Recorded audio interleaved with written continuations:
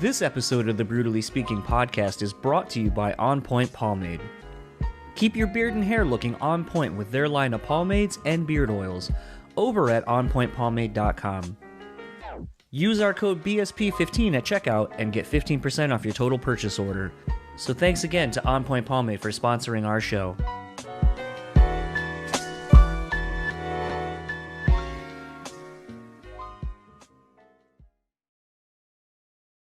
This episode is also sponsored by the Bean Bastard Coffee. Head over to thebeanbastard.com and pick up any one of their delicious hand-roasted coffees. Coffee lovers will also enjoy their hand-cut and handmade espresso candles and soaps as well. If you're in the Buffalo, New York area, head to their store located at 448 Elmwood Avenue. And thanks again to the Bean Bastard for supporting this show. The Speaking podcast is proudly sponsored by Rockabillia.com. With over 500,000 officially licensed items in their online store, you're guaranteed to find something you need. Use our code BREWtally and get 10% off your total purchase order. Now on to the show.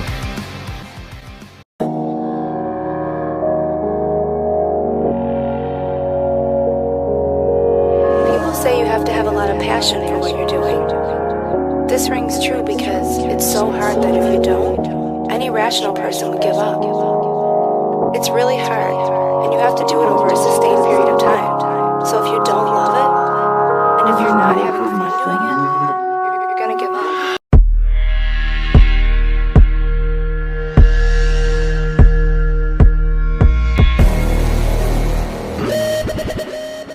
What's up, everybody? Welcome to another episode of the BREWtally Speaking podcast. I am your host, John, and this episode's guest is the returning Andrew Wells of Idola, of Dance Gavin Dance.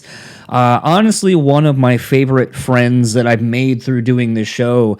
It feels kind of weird, especially kind of thinking about that, thinking about how the show has really brought some great people into my life. And I know every time I have, Porter or Patrick from Ice Nine or, Andrew on, I always talk about that, the relationship we have, the personal relationship we have. And it's all due to this show and how thankful I am. But I don't think I can underestimate or undersell that enough. It's kind of baffling at times to think that essentially when someone comes on the show, we're just fucking strangers. We don't know anything about each other, or maybe I know more about them than obviously they do me. But the fact that there's something that happens, a bond that happens in the hour to 2 hours or so that we're talking, that makes both of us just kind of go, I think there's something kind of here, and we kind of want to keep the relationship going and building a friendship and all those kind of things. And it's funny because when you think about being an adult, I constantly think about how, the friendships that you have are kind of fleeting, I guess, to a degree, because once life starts happening, once you start traveling, once you start having kids, careers and so forth, you don't have the time to spend with these people anymore, your friends. You don't get to go out every other day or spend all this time living with these people. And it's harder to become friends with someone as you become an adult because I think there's too many more guards we put up, walls we put up. There's so many biases that we filter friendships through and so forth and relationships. And I would say the same is obviously akin to dating too, if you are single at this point and, later in your life. But I think it just gets harder. So when you're finally able to find someone new that you just hit it off with so well and you're able to connect with it's kind of something that I don't take very lightly because I feel like the collective you could be doing fucking anything other than responding to a text of mine or spending 2 hours with me doing a podcast or, the conversations and such we have when we're available.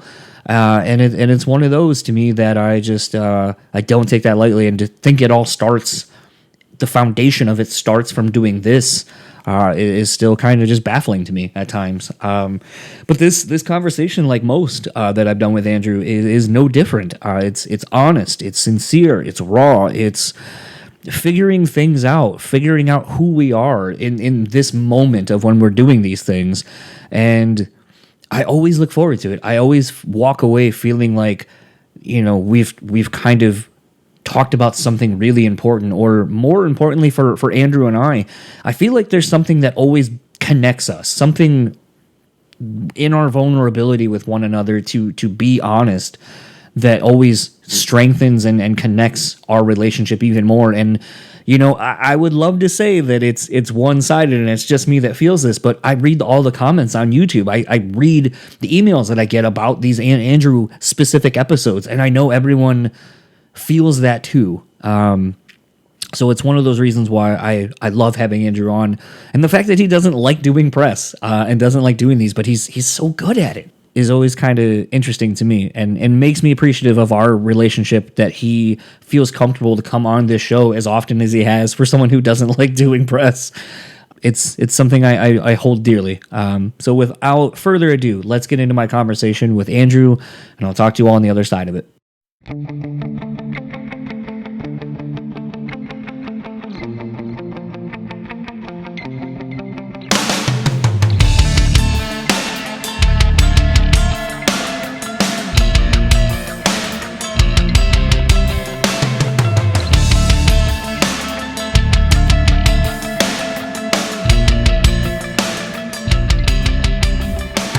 It's been funny because, and I finally hit recording because whatever, we don't usually ever do anything that's out of the ordinary. We're like, oh, I wish you would have told me.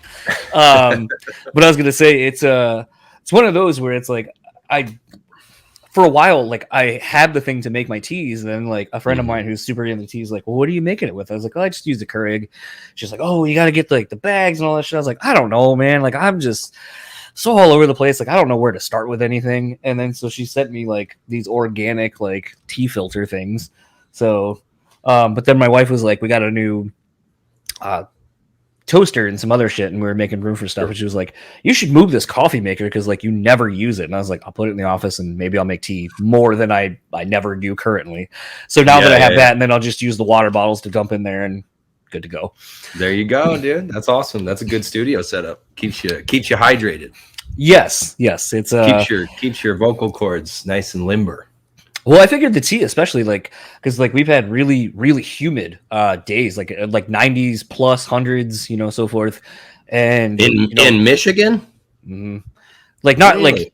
It's been stupidly hot the last couple of weeks, and I feel like we kind of got it from I have friends out west, out in Oregon and so forth, and they were saying it was super hot and we didn't have it, and then all of a sudden it seems like it's made its way here.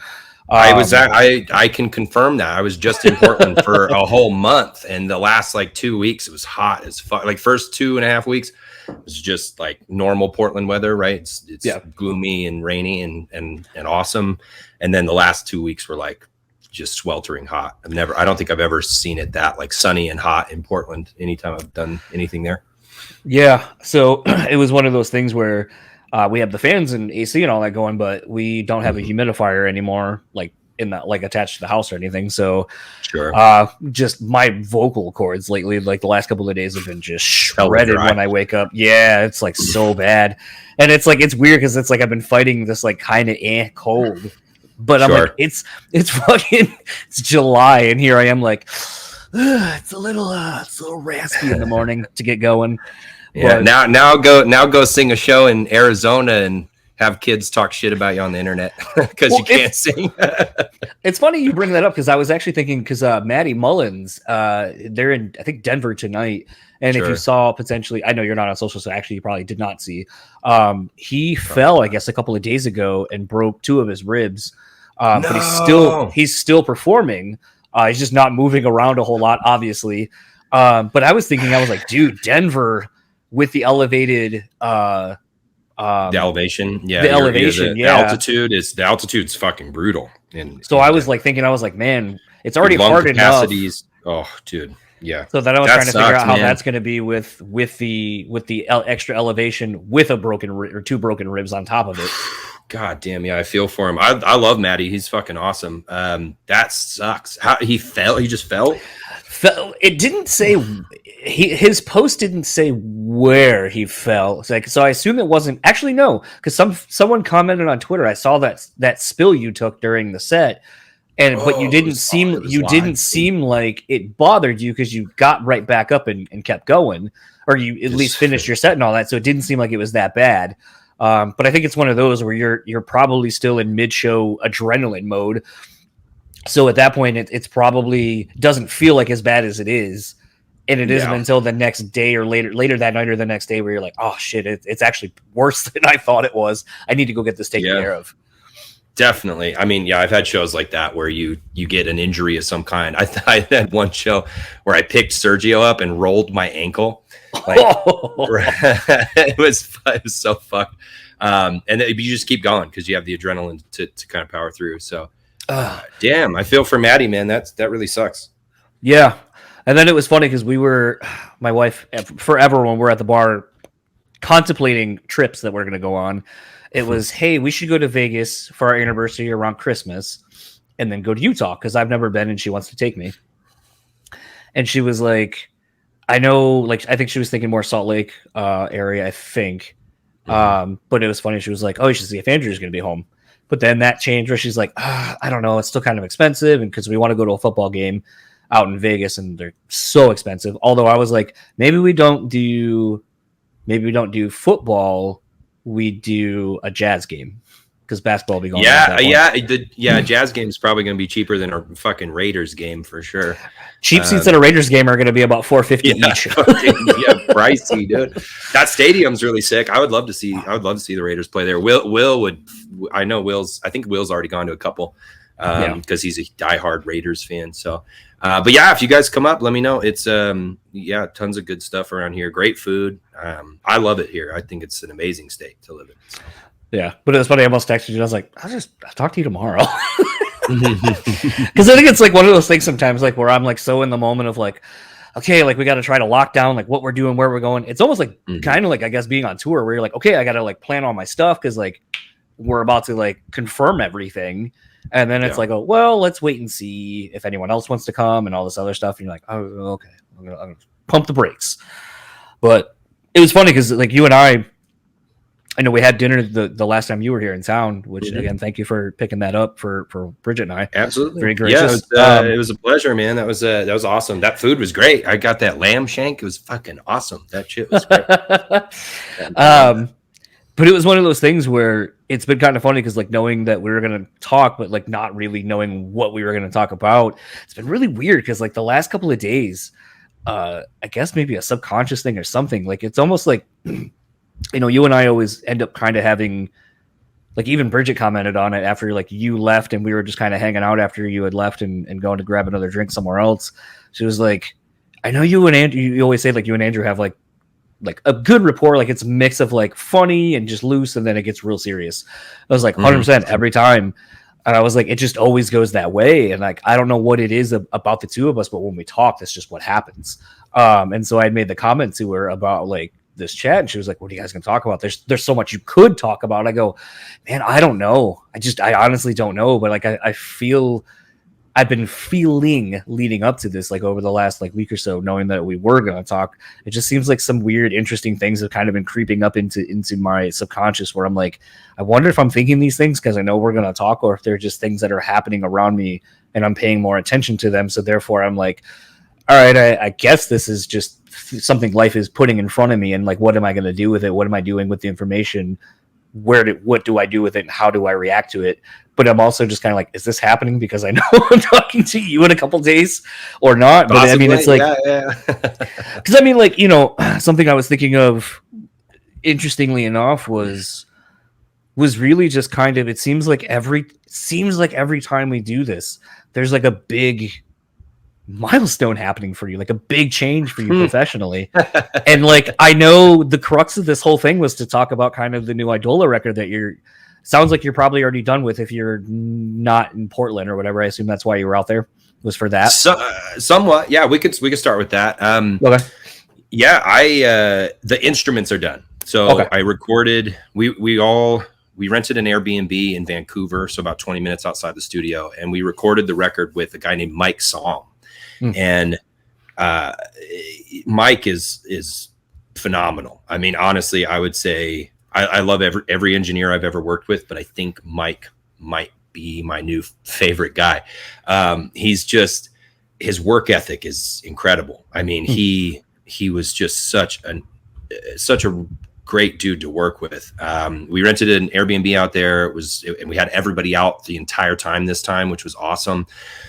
In the past, we've always done like different shifts, right? So, you know, drums, Matt will come out for like a week and then he'll go back home to work, or James will come out, you know, for a few days or whatever. But for the most part, everybody was out for pretty much the entire duration of the process, which was awesome because we could really collaborate intensively, not only on the songs and the structures themselves, but each other's parts. And we could kind of get into the weeds a little bit in terms of collaborating, which we didn't do a ton of on The Architect. We did a decent amount beforehand, but in the studio, it was very much like we were living at Chris's. It was kind of come and go. I think I was getting off of a tour with Dance in Europe, so I wasn't even there for drums on The Architect, unfortunately.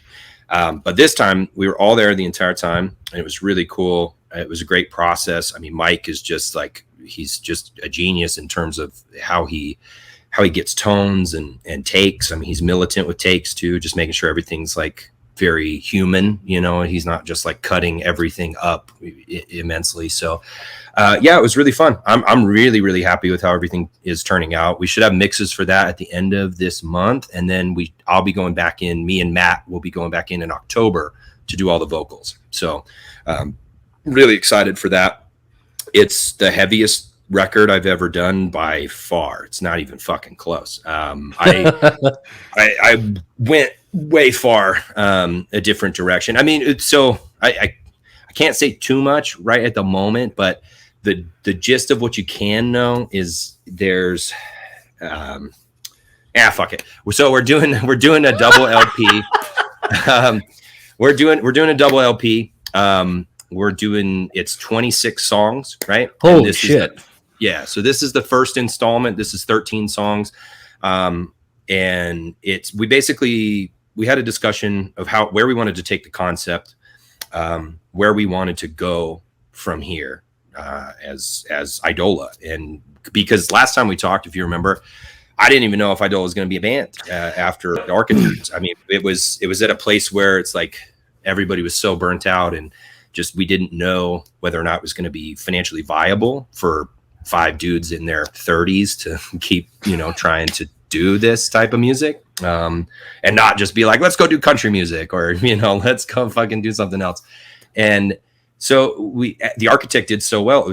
And that's all thanks to our fans. I mean, that's all thanks to people who listened and bought the records and picked it up and patiently waited for the vinyl. I mean, I can't tell you how appreciative I am of every single person that's listened to my music, let alone spent any money on it. I think that's an incredible thing. And it definitely has a real world impact in terms of us being able to continue as a business and as a band.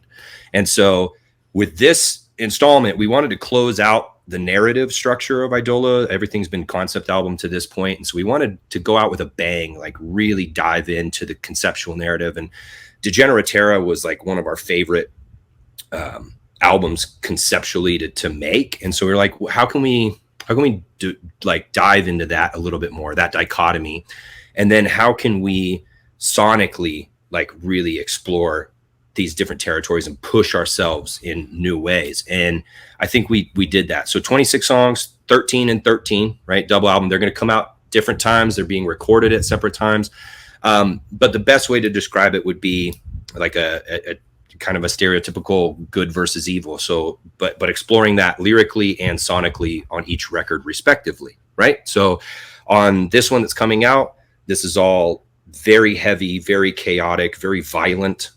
It's songs like Mutual Fear. It's that part of our sound that's very, very abrasive, very aggressive. And so we were like, okay, well, how do we explore that even more? How can we dive into that and really fucking just take it to a different level, take it to a different place? So I was like, okay, that involves using new tools. That involves collaborating with new people. That involves exploring new concepts. How do I do that? And so we wanted to focus on like thematically parts of human history that are violent, right? So or you know, very weighty in the human consciousness. So like just anything to do with death, loss, grief, pain, struggle, war, right? Like anything to do in that category, in that realm, we wanted to explore it. And it was kind of the perfect time for me because I have experienced so much loss in the last year and a half alone. I mean, Tim for sure was probably the greatest loss I've ever experienced as a friend.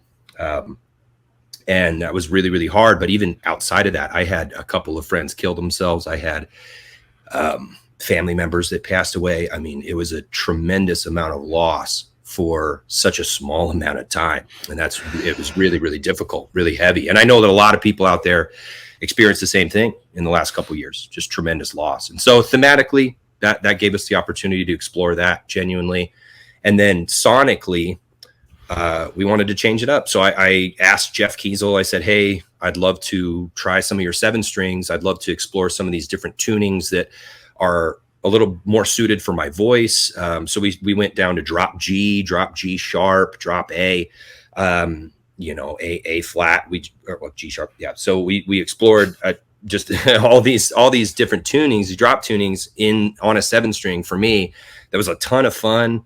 I wrote some stuff when I was writing on a baritone guitar, and it got me in a different headspace to think outside the box and take the Idola sound and like elaborate there. Right.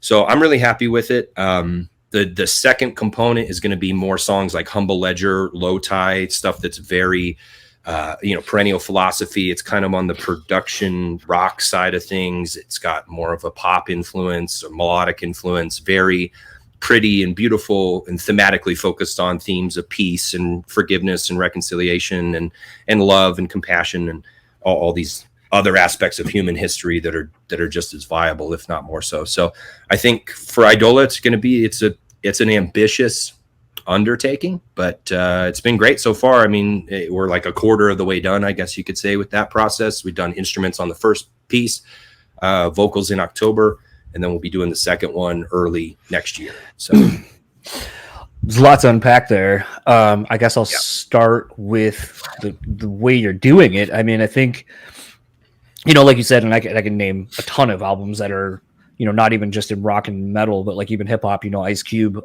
with War and Peace, these concepts and the fact that they're a collection spread between two different albums.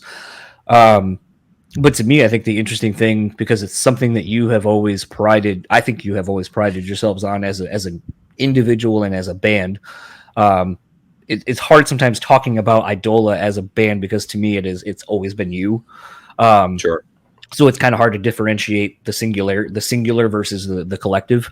But I think for me, what's interesting is like, you've always put a really strong sense of visual with everything. I mean, from Degenitera to Speak to Listen to The Architect, I mean, just leaps and bounds, growing as you do musically and thematically and so forth. So to me, if you're taking on something that's ambitious, it makes me kind of go like, all right, like I could see this going a handful of ways, where it's like, here's the first record, then here comes the second one, then we're going to do, when everything's done, the Holy Shit Wow Deluxe Edition that's going to have something that I know that does something. You got it, dude. Good job.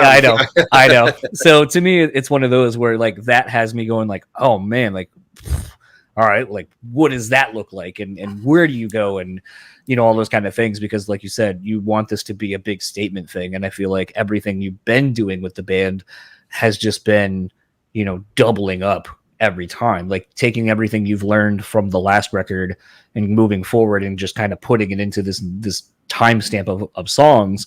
So I'm really interested to see where that goes from Thanks, that. I appreciate that. It's been a growing process, obviously, in each record, and I appreciate hearing that, because that's always how I've wanted to do music, is just to try to one up myself every time, and that is reflected in the numbers and in terms of like how many people are coming to the shows, how many people are engaged with what we're doing. And that's really cool. It's something I definitely do not take for granted, the fact that this has been an exponential growth every time. So it's really cool. It's really cool to hear that. We're excited for the next step. I think it's going to be awesome. Well, I think the other thing too that it speaks to, and you're one of the few that really has kind of vocalized it when you're in it. Because, the interesting thing about you and I having done this show from essentially when we first met, even though we didn't meet, but like our interactions from the tour that I had booked, to throughout everything that you and I have been through in life and kind of where we weave in and out of each other's lives, is that like you're one of the few that has like vocalized your frustrations with like, man, I don't see the fucking point in doing this anymore. Like, there's no point in cramming into a van and going across the world, or across the US for $250 between 5 fucking dudes, or like you said, in their 30s and so forth. Like, that's not sustainable, and I can't do it. And to literally have someone say that, but then come out on the other side after, still putting in the time, going like, okay, I'm going to do one last thing. It's, I'll be happy if it ends there. Like, it's funny how it coincides, I think, with actually the themes that you're looking to explore on this next double record, because I feel like it's almost what you go through with loss and things. Like, you go through, anger. Like, you were angry that your band wasn't further along than you felt it should have been at a certain point. You were angry that like the time that you were investing in these things, unlike something like a bodybuilding or working out, where you see results after a while, that you weren't getting the results for putting in the time, putting in the sacrifices, when maybe other peers, contemporaries, whatever, are having that success. But then it went from acceptance to just, fuck it, I guess this is just what it is. This isn't meant to be anything more than what it is. I'm fine with where it is, and when we're done, I can look back and at least be like, I did all I could for it. To now, kind of I'm not like, you didn't maybe bargain or anything, but like now you're just like kind of the slow build process of everything, where you're like, okay, actually everything is kind of happening. It just took a little while. It's not instant success. It's earned success. And it's something gradual that happens over time. And I feel like in this day and age where so many people, like, a meme I've been seeing going around, actually not a meme, it's fucking band people calling people out for this shit. They're not calling people out by name, but like Brandon from Chae was like, I wish all the people who are like, all the supporters and all the success we're having, why don't you just say you have fucking rich parents and some connections in the industry? Like, don't say it's your hard work. Like, it's a little bit of that, but just call it what it is. And to me, it's one of those things where I feel like, because there's so much of that narrative being pushed by new and upcoming bands, like, we did this and it's our team and it's this, and it's like, well, but you maybe had some money or someone who had some ties and it's favors being pulled in exchange and all that. Like, just fucking say it is what it is. And to me, because everyone's trying to just get to that step first, you literally don't hear people as honest as you go through the struggle, go through the process of getting to where you are now, where you're like, I was burned out, I was fucking angry, and now I'm happy, I'm excited, and I'm reinvigorated. And to me, that's been the most interesting thing about at least us doing this on record, is it's so interesting to see and hear how different you are and how you feel about things with your own creative, your baby, basically, as I know it to be. Like I've said, and it's nothing against Dance Gavin, but like, that wasn't really my bag. That came at a time I'm not the demographic typically for that. Sure. Yeah, so to me, it's like, I've always known you more for Idola. I always preach and champion Idola. And so to me, when you and I have talked and you're like, I think I'm done with it, it's just not fulfilling and this, that, or the other, to hear you on this side of things, I look at it and I get excited, and it motivates me, because it makes me realize that, like, that's fucking life right there. What you went through for your band is what we all go through in life. And like, your determination and perseverance, but also just kind of allowing yourself to be in it and be fucking upset. That's fucking life. And that's part of loss in everything. And to me, that's what I love about you as a person, and you as a creative, and you as a business person, I guess, to a degree, is that you aren't afraid to show your emotions throughout the whole thing and just kind of vent and be real. Yeah, I mean, first off, I really appreciate all that you said. I think for me, there's a couple intentions with that. Like, I don't do written interviews almost ever. I don't agree with that level of press. I think it's so easily manipulated. Whereas stuff like this is genuine conversation, right? You can cut this up and you could manipulate it and you could, spice together my words, but it's very unlikely, right? If we're having an honest dialogue. And my intention with doing conversations like this is to really, I mean, to have an honest dialogue, to document it. But anybody who, obviously, like you said, I'm not on social media. I don't just push random content. If I have art that I want to give you, I will give it to you as soon as it's ready. And if I don't have art ready that I can give you, I'm not bringing value to the table. I'm just oversaturating the market. Really, I'm just giving you another thing to scroll past in your fucking doom scrolling. And I don't believe in that. I don't support that. I support anyone living their life how they want to. If you want to be on social media 10 hours a day, that's your thing. I don't think it's very healthy. I think that documenting this for me also helps people who are getting into this type of hobby or craft my hope would be that if they've listened to this progress or they've listened to these conversations is to really think about what they're getting into and how they can perceive it differently, look at it from a different perspective. Because like when I started, I thought it was all sunshine and fucking rainbows. I thought it was, you got on tour and you're just happy all the time and you got to do the best job in the world. And there are moments like that for sure. There's countless memories that you make with great people. You have these amazing connections and relationships with all sorts of people in the business, and those are things that are amazing. But it's so competitive, and there are moments where you're gonna want to give up, no matter how much perceived success you get. Right? Like there was a moment that along this path where it just kind of continues to put things in perspective for me, where we were in Portland recently and we saw a band that we kind of grew up playing with, right? They've been a band for like 13 years. We've been a band basically 10, and they still play bar shows here in Utah. They're just content jamming out and having fun and recording a couple singles, and they're not concerned with making it their day job. Right. So for them, it's like, maybe some of them have those aspirations, but they have a good perspective on what they're doing. They can kind of accept it.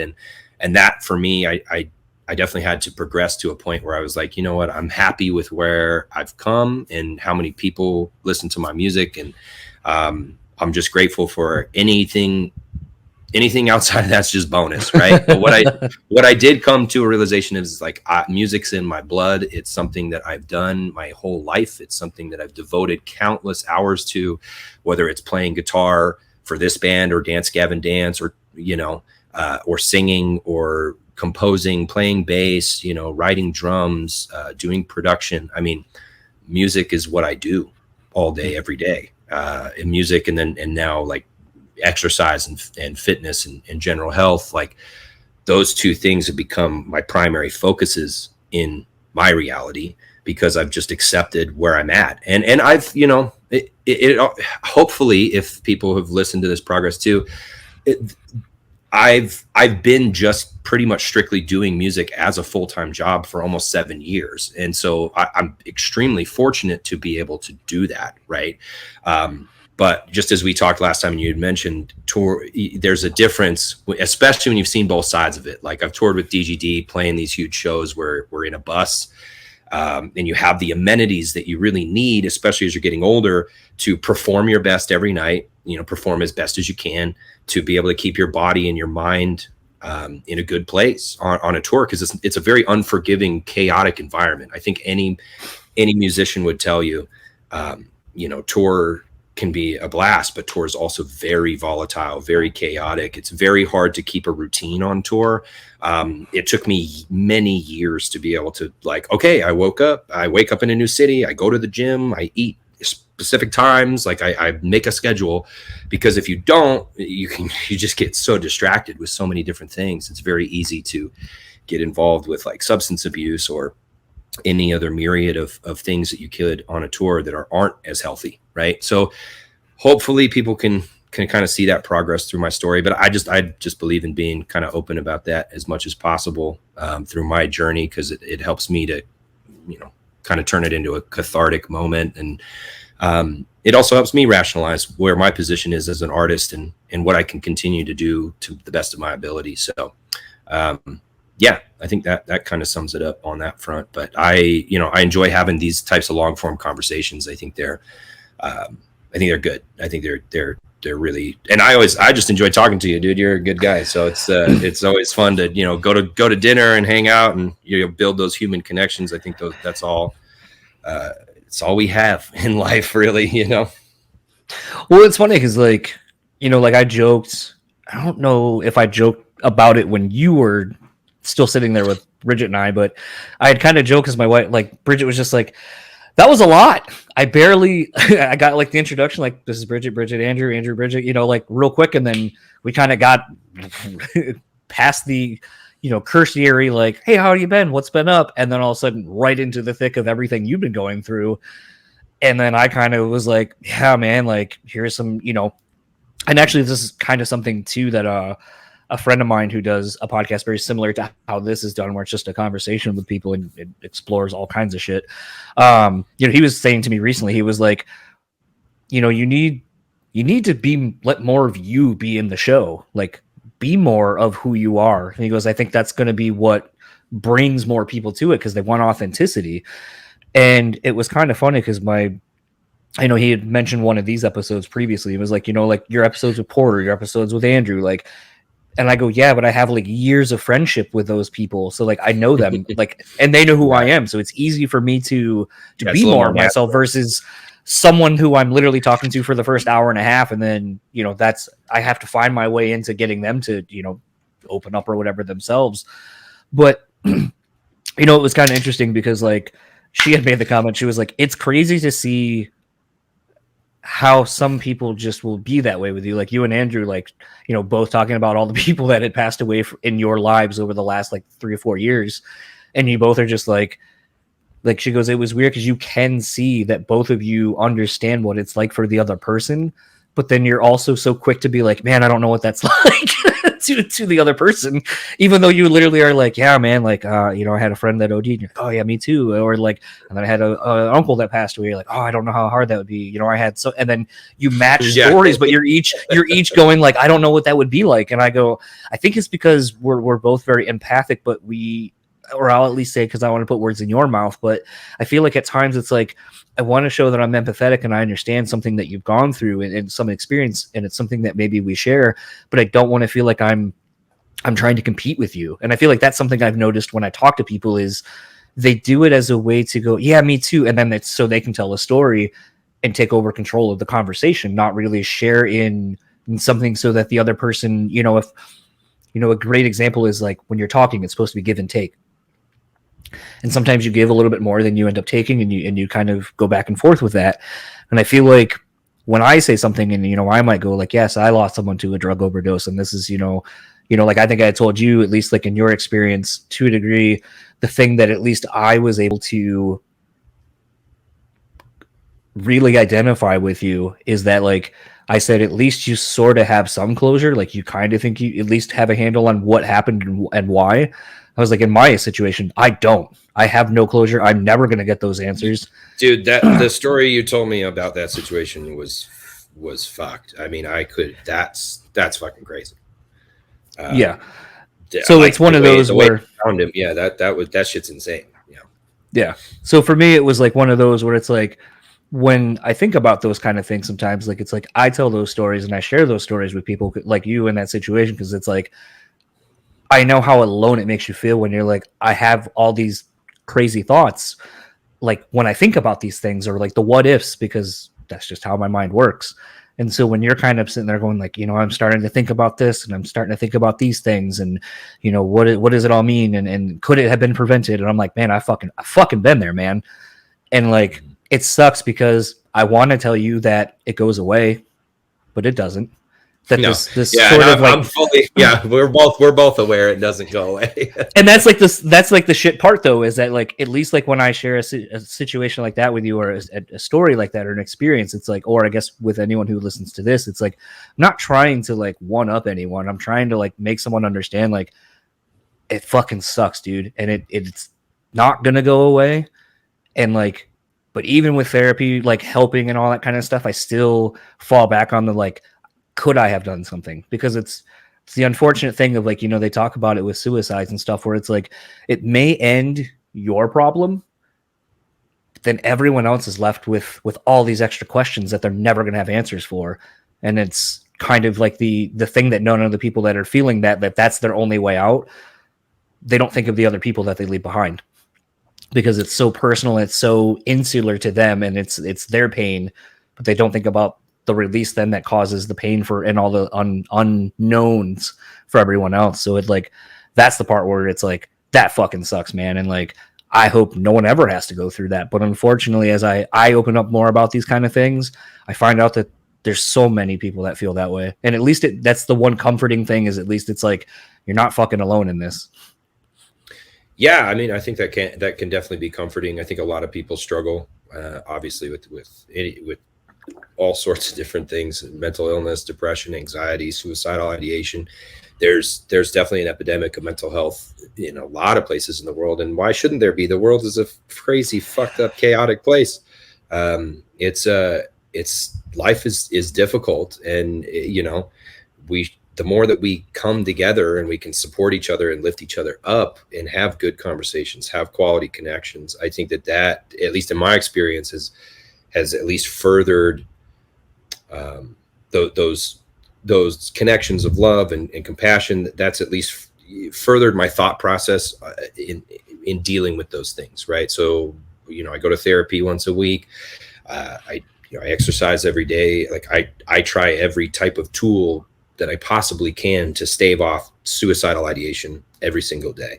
And I think that the more that people are honest with themselves, that it's okay to get help, it's okay to lean on other people. And the more that people are okay with being leaned on and having this like back and forth, like you said, it's just like a dialogue, a human connection similar to that too. It's the grass is green where you water it. It's green where you actually water it. It's definitely a process to get through, and it's tough, man. I mean, I had my cousin text me the other day that she was struggling with these thoughts, and she's like, "You think this is genetic? You know, it's in our family." It's like that could be. That's always a component. You know, that's something we may never know. But I do think that a lot of people worldwide struggle, and the more that we can be compassionate towards one another, the better off we're all going to be.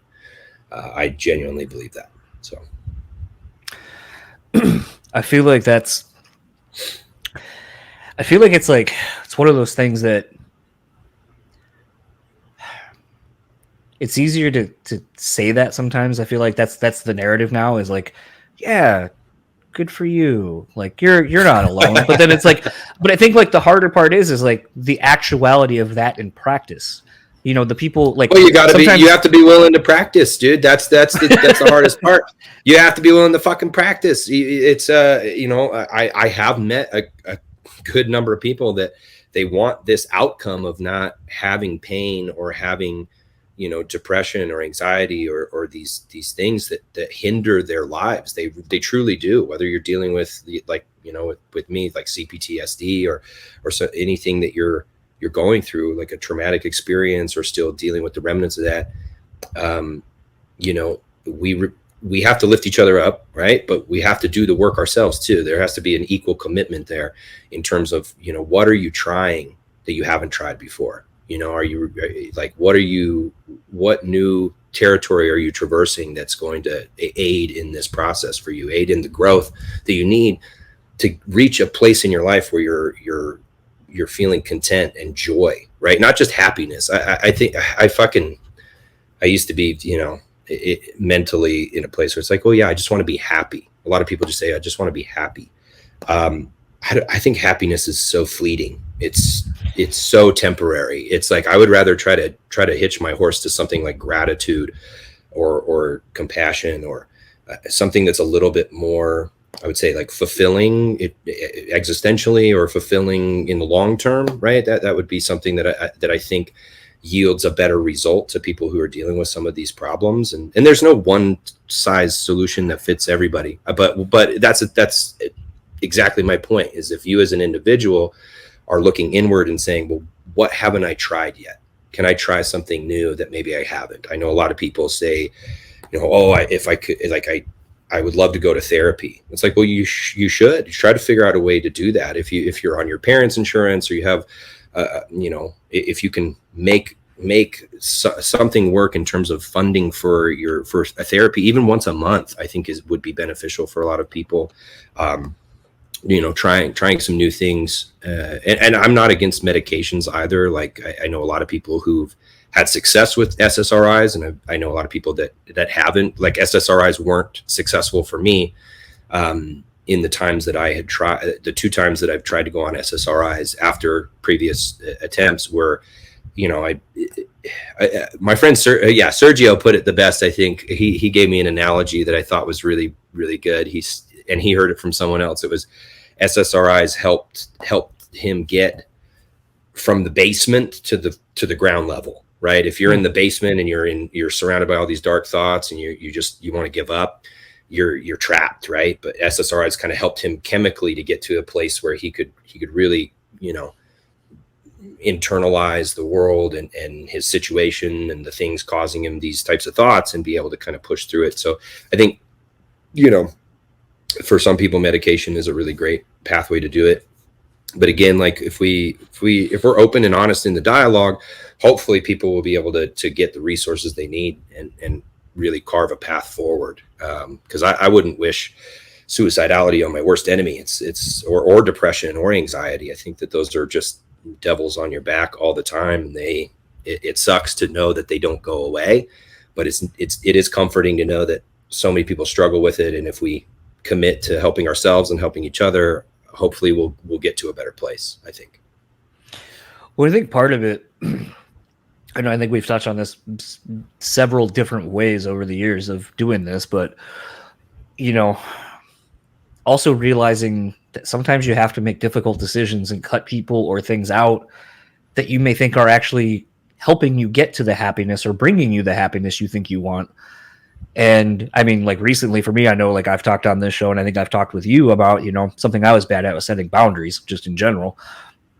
And I've since had to apply it to like my parents, which is interesting to be like, oh, there was a source of discomfort and a lot of kind of walking on eggshells around with some things. And it just was like, I'm going to set the boundaries and it just is what it is. And, you know, you vocalize why. And if you impede on it, then it's like, here's the consequences. And you have to be ready to, you know, come forward with the consequences and uphold them. And I think something that's been kind of hard for me at times too is realizing that it may be a person or a few people. And you just got to be like, I know I've invested a lot of time and effort and all these things into these relationships and maintaining them. But at the end of the day, like if it's not helping me in whatever that looks like, then it's got to go. And it's been kind of weird cutting some people out. I mean, like even recently, like a couple weeks ago, there's been like, we had a housewarming party for us buying this house. And usually that's a thing of celebration, but instead, because of the job I have working at the bar I do, it caused drama from something else that was from the bar into my personal life, literally with my friends and family that I had nothing to do with, but it was housed here technically. And it was one of those things where it caused my wife to like cry while we were walking our dog. And I was like, that's it. Like, so I was like, I went in, like I texted my boss and I was just like, I'm done. Like, I'll give you until August. And I was like, here's why. Like, I don't think I even really owe you an explanation, but like, here's why. Like, I'll do a lot for a lot of people, but when it starts interfering in my own life, my personal life with my wife, I'm done. I'm not that done. That's like the one thing that don't fly for me. And it was one of those things where I was expected to be kind of met with a lot of aggression and all that kind of stuff from people like, oh, well, you're not loyal, and you know, we're the family and all this kind of stuff, the work family. And instead, I've gotten a lot of compassion from a lot of the people that are just like, I understand. I wish I could say something to the people, or I wish I could do these things. And like, you can. You have to be willing to do it and follow through. And I think that's a lot of what I see now is people talk, no action.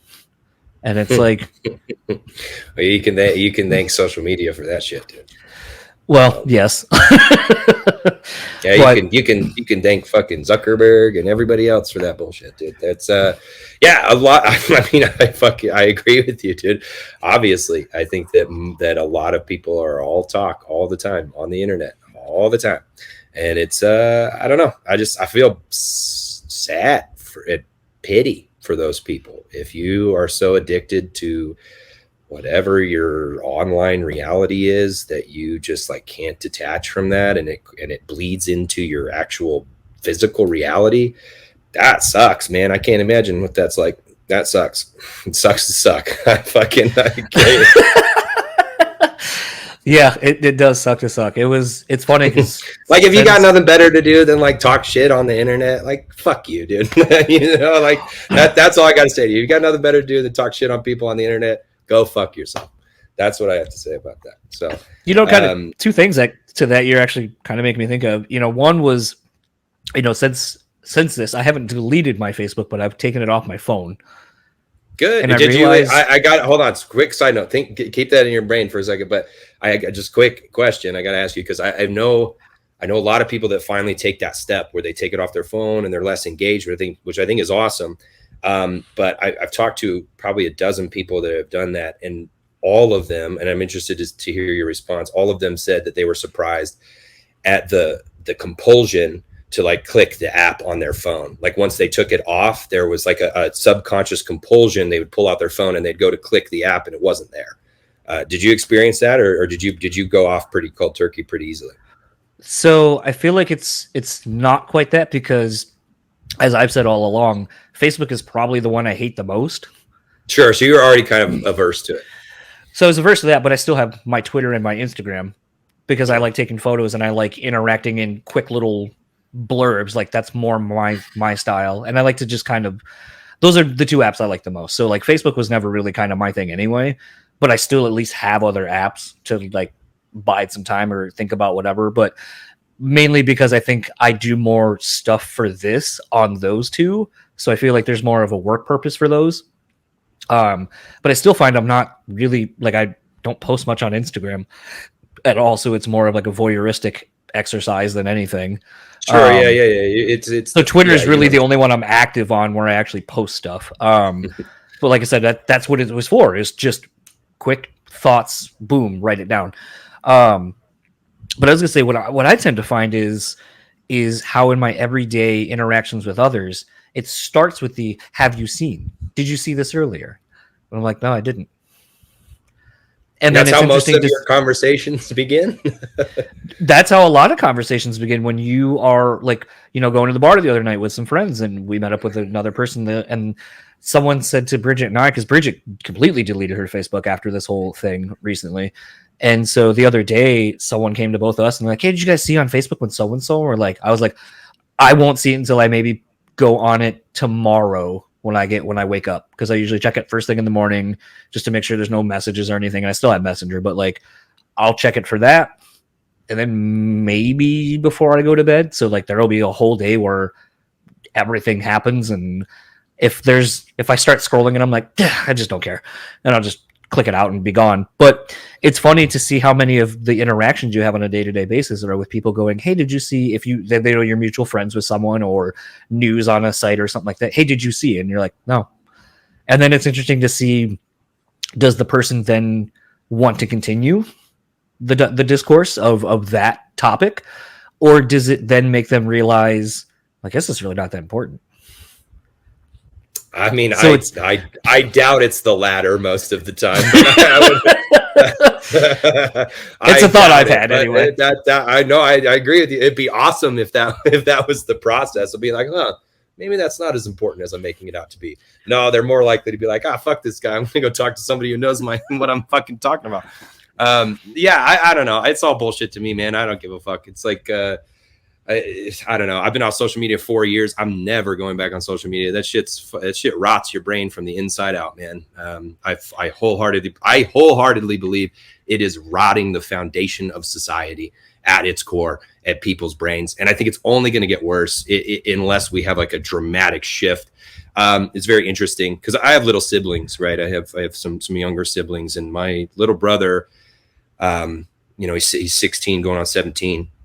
A completely different breed, like not social media inclined at all. He sees it for what it is and just goes, "Nah, I'm gonna go bowling with my friends." It's like, you guys still go bowling? Fuck yeah. Okay, cool. You're not just like on TikTok all day or doing whatever.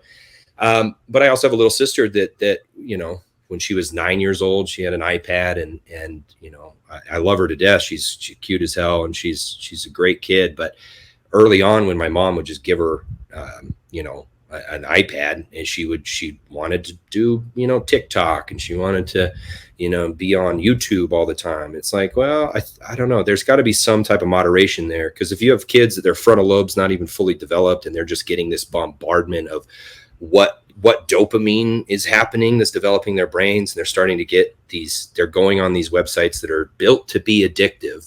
They're built by people who build algorithms to be addictive. They're built by the same people that build gambling machines, like slot machines, right? They build all the machines in Vegas. They work for all these social media companies to get you addicted to the platform, because they make money off of your ad revenue. And what gets clicks? What the fuck gets clicks? I mean, whatever gets clicks is the base common denominator of just human sloth at the end of the day. It's like, what makes you feel, I mean, what's going to trigger your fight or flight response? That's going to trigger the click the fastest, right? That's going to trigger the click the fastest, is whatever triggers your fight or flight response. So is there drama? Is something political going on? Is somebody arguing with this person? And you just click, click, click, click, click, because it's an anxiety response. And then you're confusing anxiety and dopamine simultaneously in your brain. It's like, how do we not see that that's going to be a fucking massive disaster in the future? It's mind blowing to me, but people are just like, everybody in the industry, you're stupid, dude. Everybody needs social media. It's like, I'm more successful now not having social media than I ever was having social media, because I just don't. I would rather engage with people in person. Come see me live. Come see a show. Come listen to my record. Come talk to me at a meet and greet, or I'm always hanging out after shows. Come say hi. I think almost any person would tell you I'm the least standoffish person when it comes to being at a show. I've never turned away a single person for a picture or a conversation, because I like meeting people where they're at. I like meeting human beings on a one-on-one level, right? I just think that to me has yielded a better result in my personal life and my professional life.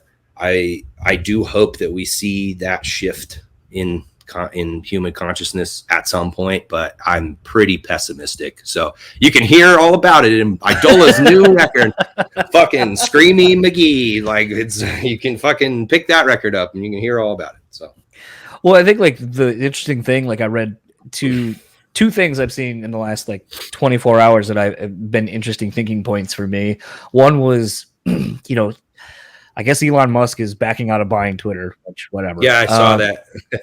And some people are like, I think it was like a politician or someone commented something that he wanted to make it a free speech platform, but that he blocked him, like that Elon blocked this guy. And then I saw that, and I can't remember her name. She's got like a three name, like blah, blah, blah, blah, blah. Which is like the female politician that like is ruffling everyone's feathers because she just kind of calls people out on their bullshit. She's like a Hispanic lady, I think, or something like that. Oh, you talking about AOC? Yeah. Yep. Yeah. So I saw that, and like the thing about Elon blocking this guy, and he's like, oh, for someone that wanted to make this whole platform a free speech thing, like, why are you blocking, something like that. And then I saw AOC or EOC or whatever her name is. Someone wrote an article. I think it was like in some like pretty big publication, wrote something about how, something about her, and then she was like, and then it was like, and then they blocked me, or she blocked us, or started blocking people. And she's like, I have 5 million people that follow me. I've blocked like 20 people who are constantly starting shit with me. And she goes, and third, why would I want to, like, yes, I'm going to block that publication because these people spread fake nudes about me and all this misinformation. Like, and it made me start thinking, I was like, why is it that people assume that those that are in favor of free speech, that when they choose to block people on a social platform, it's like, well, you're not advocating for free speech if you're blocking people. It's like, you don't have to take the abuse.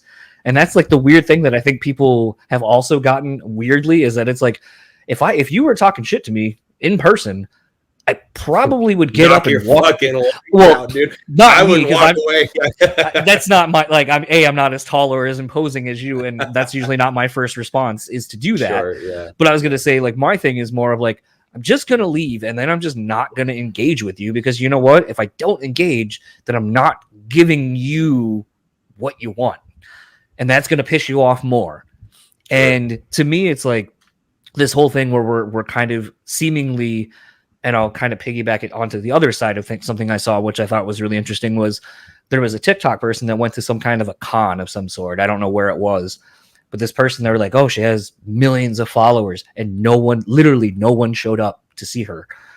And, you know, she had made a post. She literally posted that no one was there.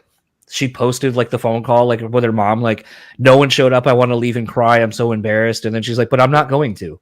I'm going to sit here. I'm going to read my book. And, you know, if someone wants to come see me, they will. And it was one of those where a lot of people are like, she's so brave, and then the other side, it's so damaging to her brand for her to have done that.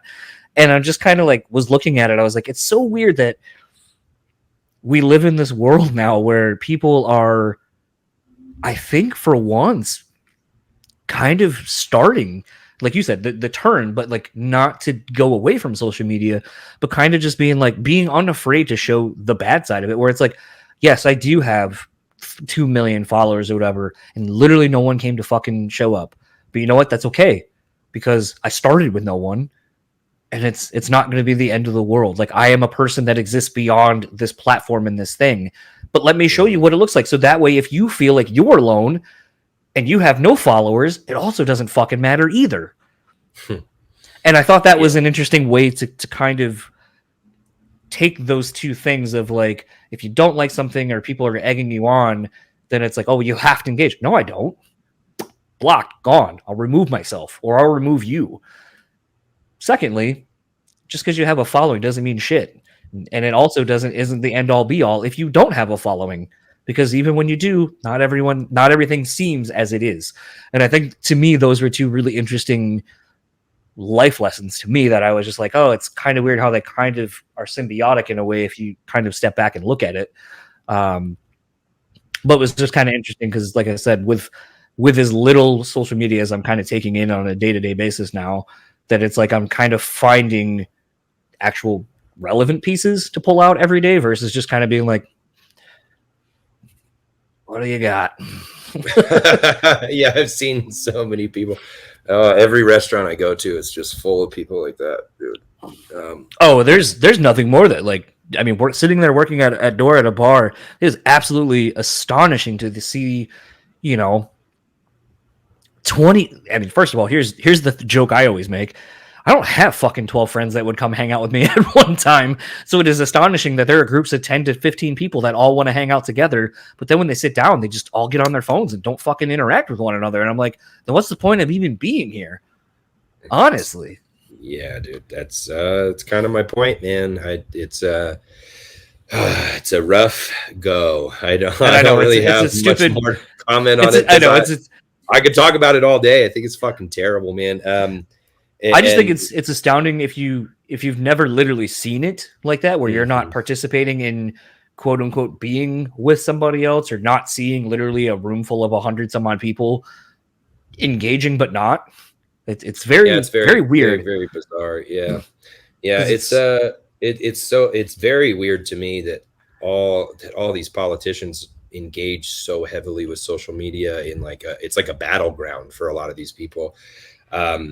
It's a huge battleground for politicians on both sides and of the American issue, right? If that's when most people talk about politics, is American politics. So it's baffling to me, and journalism too. I mean, I've said this on many interviews, I don't trust any politicians, and I don't trust journalists either. So just not my bag, dude. I don't trust any of them. I think I just don't trust them. So I don't think that any of them have my best interests at heart. I think that I can find that within my own community, right? If I engage with my neighbors, if I engage with people at my gym, people at local restaurants, or we have a favorite coffee shop down here called Beanies that's just awesome, and we know a lot of the staff or regulars there. It's like you can make these connections and you can get engaged and go out and be more than words. Like, go out and actually be part of your community and find out what people like, what's causing problems in your community, what's are some of the highlights. Are there, like, we have a lot of community theaters down here that are great. They're teaming with talent and got people going to Broadway and off Broadway left and right. And that's like a really cool culture to be a part of that's on a community level. But I would never be like, oh yeah, my congressman knows exactly what to do with all the laws in my state to facilitate my whatever. It's like, I believe in, civic activism in that regard. That's very self-aware, right? Like try to be self-aware and try to do what you can on a local level before you just go on the internet and spout a bunch of bullshit and think it does anything. It doesn't. Newsflash, it fucking doesn't. It's just a bunch of goddamn noise, and it's a bunch of bullshit. And that's all I got to say on it. So it's funny. I was listening to a comedian that I've started listening to his podcast, Bert Kreischer. Oh yeah, Bert's and I started listening to the other show he does with Tom Segura, Two Bears, One Cave. I love Tom Segura, so I haven't heard that two bears, one cave. Yeah. So I was listening to I forget who was the guest. It might have been I think actually it was. So he had this comedian on who's really big in the John Christ, I believe is his name. Who was really big. He's a clean comedian, but he grew up like in his parents were Mennonites, and I think he grew up in the Pentecostal church, if I remember correctly. Sure. But the thing that stood out to me, because it was such an honest reaction, but I thought was so interesting, because I'm like, I'm sure there's so many people who don't just shift the perspective slightly to be like, of course that would be that way. They were talking about movies, and because they were talking about like, oh, they edit things out for some of the movies, so you only get like the parts that are okay and whatever. But they were talking, I think he was making the comment about like, yeah, it's crazy because like there's film industries in other countries, and he goes, and the Americans are the bad guy. And Bert was like, wait. So like there's a version of like Top Gun where like they don't have like the Saudis like in the black mask and all that kind of stuff. Like it's the American that's playing that. And he goes, yeah, man, like of course. And it was just one of those, when he said that, I was like, I mean, I am aware that there are other film industries, like Bollywood, for example, but it never dawned on me either to be like, yeah, probably in other movies, the Americans are looked at the same way as we paint all other countries in our films. Oh, definitely. Yeah, easily. I mean, America is like one of our biggest exports is entertainment, and that goes on so many levels. It's not just television and movies. It's political stuff. It's drama, commentary, musicians, right? Music is a huge export here. I think that that's kind of what America's really known for as an export, is entertainment, right? And that's the same thing with professional sports. I mean, people will watch the NFL or the NBA as well. But yeah, I mean, I personally haven't seen a ton of movies by other countries, film industries. No. But I'm always, I love. Well, I'd take that back. Will and I've watched a bunch of like, they're usually like Korean movies or something. Will is like a huge movie aficionado, so we'll watch movies on tour. Like him and Sergio stayed up every night on the last tour just watching weird foreign films that didn't know they're all subtitles. They're super bizarre, but it's cool. It's cool to see some of those. But yeah, a lot of them are like Korean films or Japanese films. I think one that I had seen, I think I still have it on DVD somewhere. I bought it at Meyer because I randomly saw it after I rented it back when I was like 17 or something. But it was called Crippled Masters, and it's that sounds tight. It's and I guess it was I think it was either a sequel or there is a sequel. But basically, and I mean, it's not even spoilers because it's just fucking shocking how wild this movie is. But it looked like it was made like Crippled Masters. Yeah, it looks like a shitty Jackie Chan with no arms. What on the box? Fuck, dude! Oh my god, this looks amazing. So it's horribly edited. They have like 4 sound effects throughout the whole movie. Even better. And if I can't sell anyone, you or whoever will listen to this on the movie, like if I haven't sold you on it alone to watch it once, I'm going to tell you this. So through some things that happen in the movie, there is a penultimate bad guy, or there's a bad guy, and the 2 guys, one who has no arms, the other guy has no legs. They learn how to fight together, and at the end, when they have to fight the final guy, the guy with no arms has like these like weird like wing things that like pull up, and then he hops on to the dude, or the guy with no legs hops onto the back of the guy with no arms to form a full person to take down this other dude. That's fucking awesome. Holy shit. I'm going to rent that. Dude, the ad mat is insane. The quote that they ran with Yeah, the graphic, you can't even, it's like, it's this, he's got no arms and he's got the toe thing. Oh, but and here's the crazy thing, to watch them, because they literally, as far as I can tell, literally do not have, it's real people who are like, have no arms, and the other person, I mean, like, it looks authentic. So the dude with the no, like with the stub, he can legit use a staff. Like, to watch him, like the training montages and the fight sequences with these two is insane. It, like, I thought it is funny, because like you don't really understand what's going on in the story, is, if you can call it that, is mediocre at best. But I don't even care, dude. That sounds awesome. That was a $5 DVD buy after renting it one day, where I was like, I just need this so people can see how wild this is. When people are like, I have the craziest movie you've ever seen, I'm like, I'm pretty sure you don't. Dude, but then I think they made a sequel called Crippled Avengers, which I have not found. So there's a sequel to that I still haven't seen either. I'm gonna. Oh God, now I'm on a journey, John. You sent me on a journey. The quote they ran with was two crippled brothers, one indestructible force. Revenge against all odds. Oh my God, dude! Holy shit, that's cool. That's tight. So, and this after the other day, my wife hates movies. She like, what? How do you hate movies? Just in general. She doesn't really want to give the time to movies. She would rather watch something in small, like So I saw something the other day that fair enough. That's fair enough. Okay, but I think it's funny. I saw someone go, "Hey, would you like to watch would you like to watch a movie? No. Would you like to watch an 8-part series that's an hour and a half each episode? Yes, I'll binge it in one day." And you're like, why? That's sort of my wife, where I'm like, why will you watch a whole show for like 7 seasons with 24 episodes in an hour each, but you won't watch an hour and a half movie? That's a good point. But we went and watched the new Top Gun, and it was funny because we went with a friend, and she was like, we were going to watch the first one the night before, because she was like, I don't think I've seen the first one. And I was like, I don't think you really need to see the first one, but I'm sure they'll do plenty of montages and backstory and all that, so you'll get it. And so we were driving to go to the theater, and she was like, yeah, isn't like Top Gun about like, isn't it like a beach movie? And I haven't, because the volleyball scene. I was like, I haven't laughed that hard in a while. I was like, yes, Top Gun, everyone knows, is the ultimate beach movie. So when there was the one beach scene in the movie, I was like, see, another beach movie. Nailed it.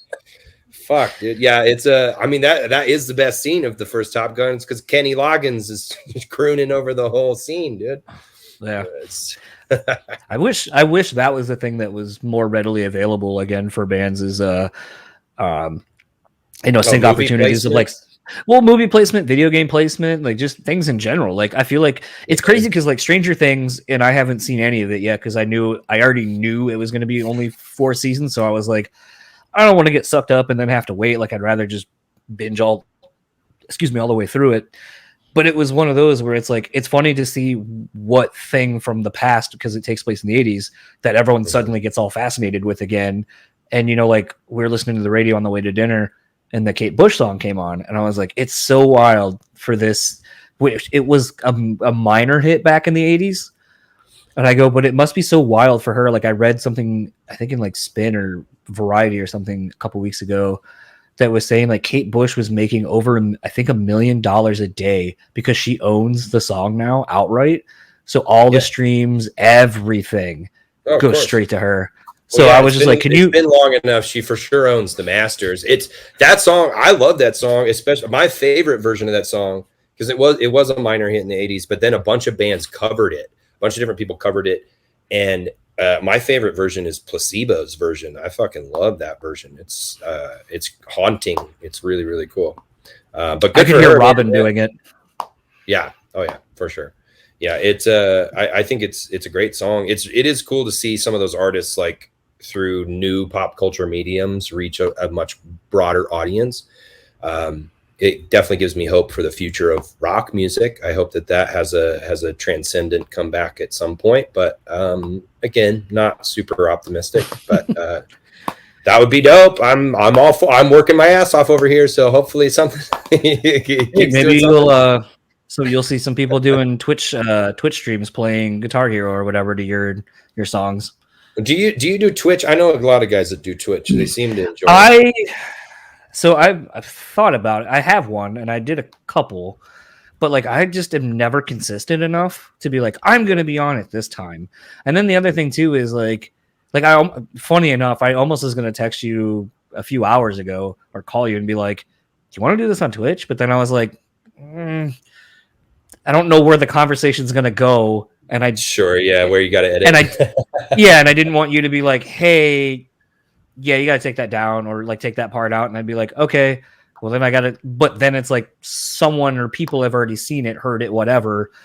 Sure. So the taking it out part doesn't really do much. So then it was just like one of those. There's like, I just would rather not. And I still come back to the thing. I still come back to the thing sometimes. Like, and I said this to you over dinner, where I'm like, sometimes not every, like, even the irony of saying it like as we're recording this, it's like not everything needs to be recorded like on a grander scale or for something other than what it is for in the moment. Like right now, yes, people will hear this, but honestly, right now, this is just for you and I. And if I choose not to ever put this out, still for you and I. Still good combo. Yeah, for sure. That's why I like talking to you, John, because that's exactly where the mentality should be.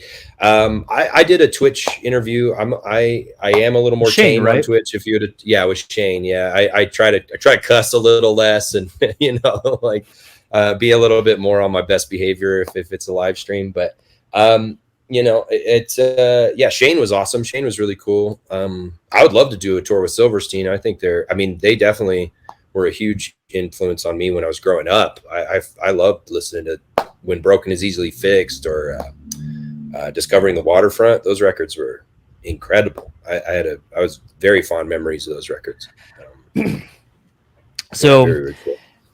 It's amusing because you were talking about like not obviously not being on socials and shit.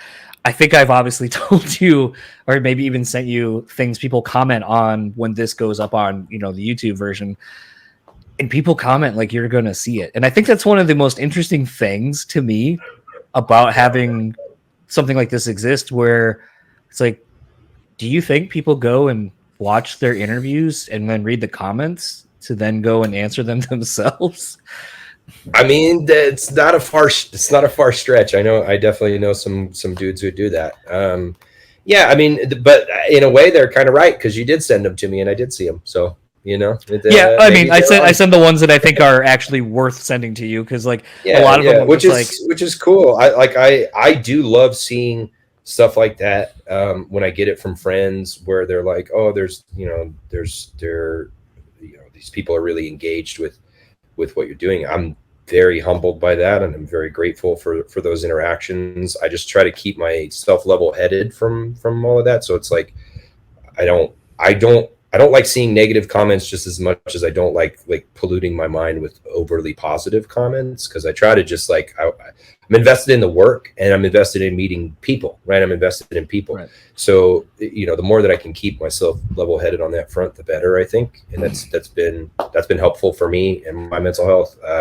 So then I don't really give, I'd like to give more weight to the positive. Obviously, I think everybody wants to hear something positive, which is great. But there's so much just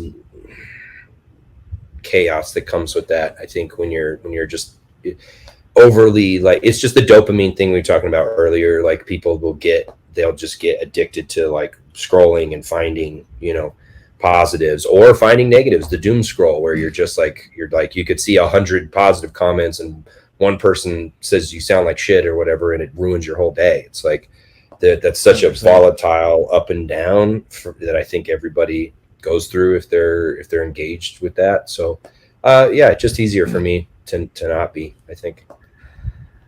Kind of shifting a little bit, so there is something for DGD fans.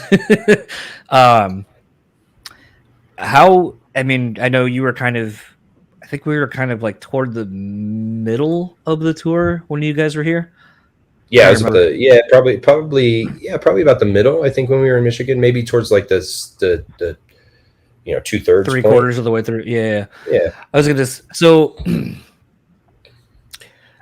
how, because talking to people who tour, you always hear usually right in the middle when you're kind of in it. That's where the sweet spot, because like you kind of have an end in sight. You're not burned out. You're kind of playing really good. You know what to expect in the show. You know, it's kind of becoming second nature for everybody. So that's where kind of the fun gets to be, instead of having to, you know, kind of look to make sure you're not messing up a part or whatever. How was the tour for you? I mean, I feel like it would be hard to do that tour for obvious reasons, but then to kind of integrate someone, at least from a live playing perspective, into the fold. Plus kind of dealing maybe with I'll say the excess grief, being a grief counselor, I guess that actually would be a better way of putting it for so many people. How was that tour for you? And for actually, I'm not even going to have you speak sort of for everyone. I'll just say for you. Yeah, very, very bittersweet for sure in a lot of ways. I mean, Tim was my best friend, man. I can't really overstate that. Tim and I were extremely close. Tim was like the first person in DGD that like truly, you know, Will always made me feel welcome, but Tim was he just was such a positive person in my life. I mean, we talked to each other all the time. I mean, on tour, off tour, we would do a lot together when we were touring together. And so that loss was absolutely devastating. Everything that was surrounding that loss was absolutely devastating. It came at the worst possible time. And I don't think that can be overstated. It was tremendously difficult. I mean, I didn't even make it.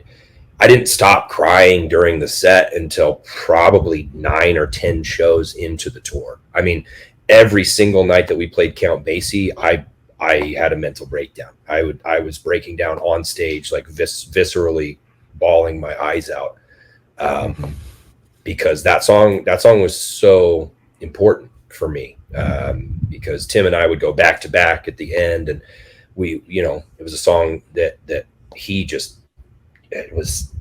owned that song, in my mind, and his bass parts really just ring so true throughout everything. So very difficult, very, very difficult to do that every night, but very cathartic, because it's what Tim would have wanted us to do 100%. I could see him, like I could hear him before we even went out, and that's 100% what he would have wanted, because he was just as dedicated to the craft as everyone else in that band. He was just as dedicated to music. He was just as dedicated to the art form. So I have tremendous amount of respect for Tim and what he contributed to the world artistically. I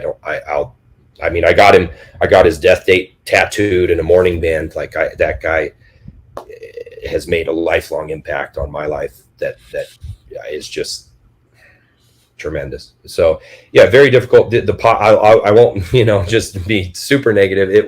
There were positives, right? Like having Sergio there. Sergio's another one of my best friends. He's been there for me through thick and thin, and he's just he's a sweetheart. Anybody that knows him knows he's a amazing human being, and great to have around. I mean, he was just great to have on the tour, and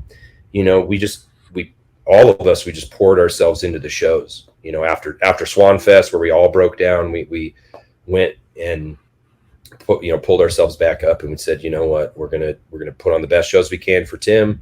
We're gonna give these fans something special to remember him by, and I think we accomplished that. So outside of that, like from a normalcy perspective of like being on my routine and like feeling mentally and physically healthy, I would say it was the best tour I've ever done in terms of outside of that grief, right? If I put the grieving process aside and say, okay, well, how did the rest of the tour go?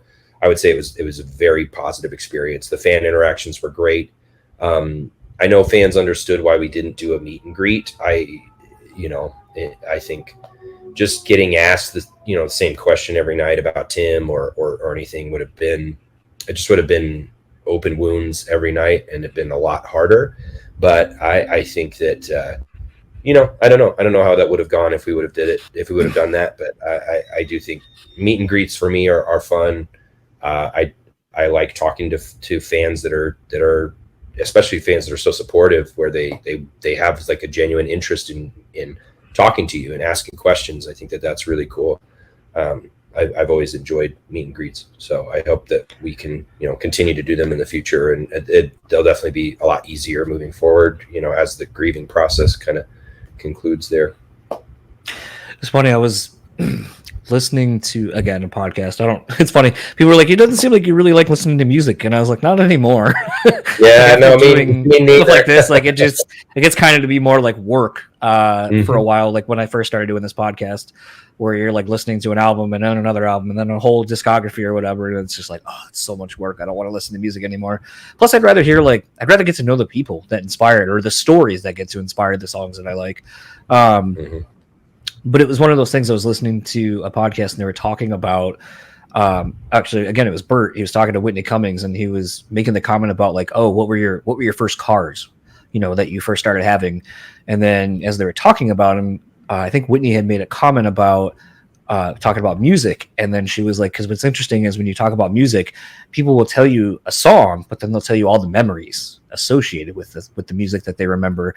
And it was kind of serendipitous timing because we just went and saw Black Crowes the other night, and on the like hour plus drive back, like the four of us, Bridget, a friend of mine, two of our friends, we were like decided to randomly somehow end up on like a new metal playlist. And then it was like, oh my God, do you remember this band? Yeah, I remember seeing that band. Oh God, that band sucked. I saw them at this show. Oh my God, I was at that show too.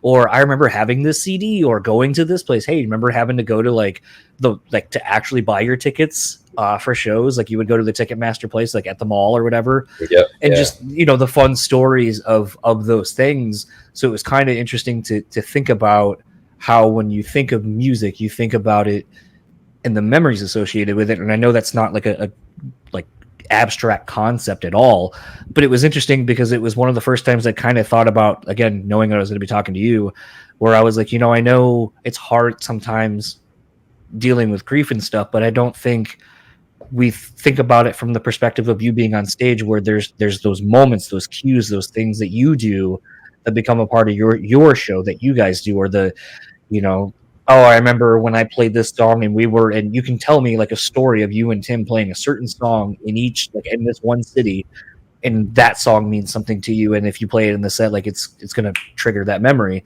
So it was one of those, when I kind of thought about getting through a tour, it was more kind of from that perspective, to a degree of like, what is it like when you have those musical cues that you're literally bringing to life through your hands, and then kind of bringing for everyone else, like what does it trigger for you, if anything at all, which I'd assume it had to have, but it was just kind of one of those interesting things I never thought of before like that.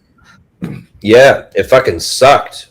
I didn't like it, dude. It wasn't fun. Like, fun is not the descriptive term I would use to apply to that. So it was really tough, man. There was nights when, that song in particular, there was a couple other moments, but that song just held such a special place for me in my memory. It would every night, especially like the first 9 or 10 shows, just memories would flood back. Memories of playing that song in Japan, or playing that song. We did back to back playing the ending in almost every city on the Artificial Selection tour back in, I think it was 2018. And we were both going through a hard time during that year. 2017, 2018, that period of time was very difficult for both of us, mental health wise. And we really leaned on each other, literally and figuratively. So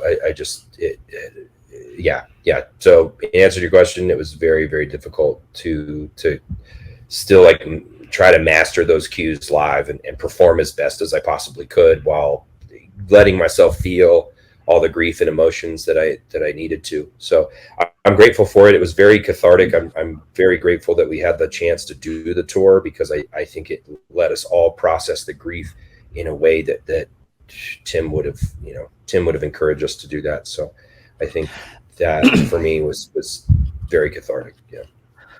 This might be actually, I don't know what kind of a question it would be. It's just a question I thought of. Sure. You talked about Swanfest for you guys and the uncertainty of the band at that particular point in time. When you decide that this is what you want to continue, that you want to tour as the band and continue on,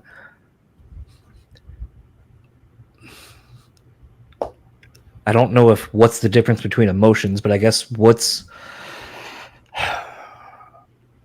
is the feeling kind of when you decide to make that decision that like we're going to continue, and then finishing that first tour? What is the feeling, I guess? Like, is it, I don't want to say it's, I guess it's because I don't know how I'd feel. Like, I don't know where it would feel like if there's a sense of like, fuck yeah, we just did that, and like there's happiness, or is it like a, all right, that was the first, we took the first step now from in our grieving process and moving forward. Like, I don't know, I just, when I think about the first, like the only thing, okay, this is again sharing more of me, and some people might be like, shut the fuck up, but the only experience I have that I can even remotely relate it to is when I had to put my dog down on New Year's Day a couple years ago. And oh yeah, I can joke now that like, yeah, she knew it was gonna suck, so she got out while the getting was good. But Sure, yeah. but it's one of those where like I remember feeling like there's no way I could ever like get another dog. There's no way I can do anything. Like, and then you start realizing, like, I remember having my hand on the door to go into the house, and I sat there with my hand on the door for like 15 minutes because I was like, as soon as I open this door, it's real. She doesn't exist. She won't be on the other side. Right now, at least, she's just not. She's on the other side of that door. Yeah. And then it's the all the first you start doing where it's like, oh, I got to get up at the. No, I don't have to let you out anymore because you're not here. I don't have to do these things. Like you start realizing that you have these routines and you've lived this life with somebody else, but when they're gone, you have to start making new normals, new things that are a part of now your new everyday. So that's the only way I can really relate to try to ask the question of like, what was it like, I guess, getting to the end where like, now I have Frankie and now I have new normals and I have new firsts and all these new things, and I've had her for a couple of years now. And it was a thing where when Bridget wanted to get her, I didn't want a dog.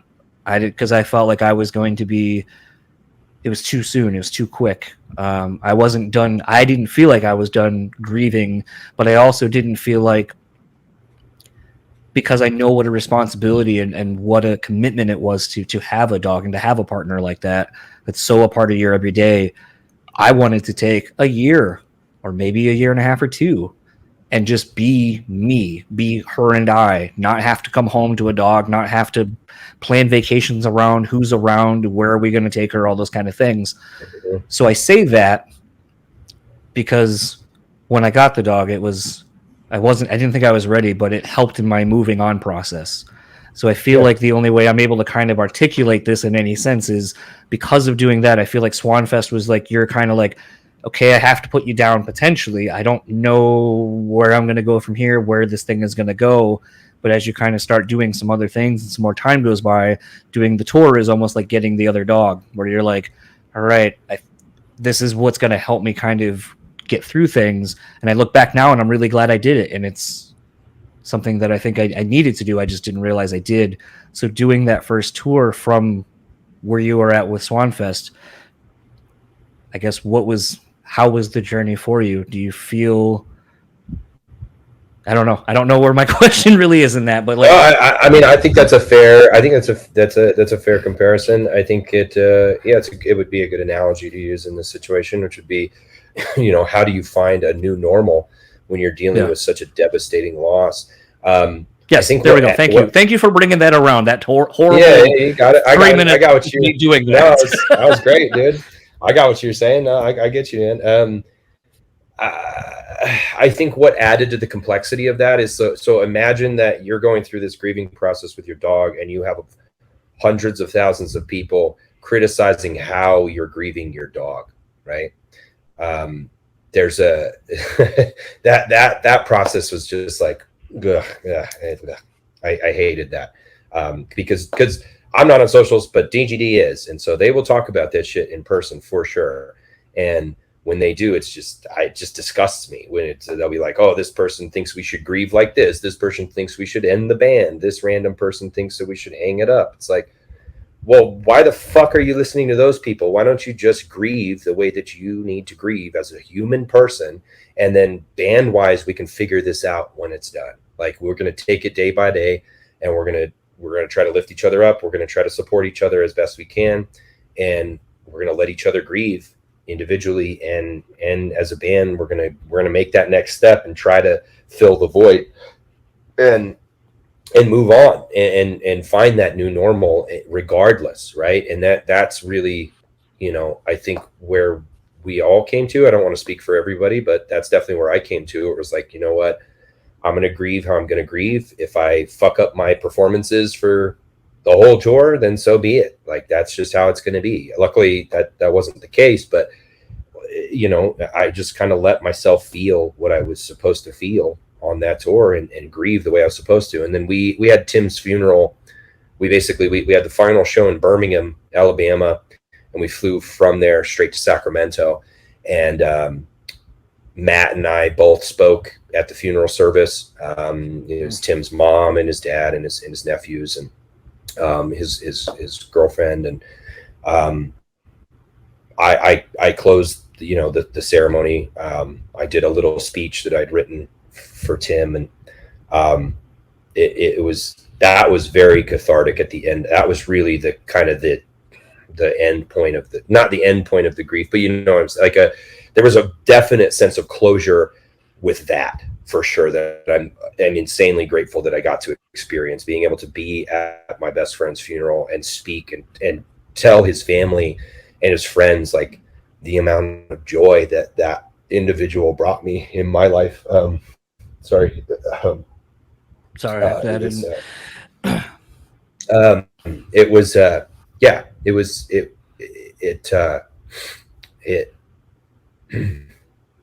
it was hard, but it was absolutely worth it. And it definitely gave me a sense of closure that I wouldn't have gotten otherwise. So I'm really grateful for everyone involved that made that happen, from, Tim's family to the funeral home, to our management team and our label for supporting us and flying us there and accommodating us and making that happen, because they absolutely didn't have to. They didn't have to do all the legwork. They could have said, okay, tour's over, guys, go fuck yourselves. But they didn't do that. They supported us and lifted us up. So yeah, I think that for me was like a really big moment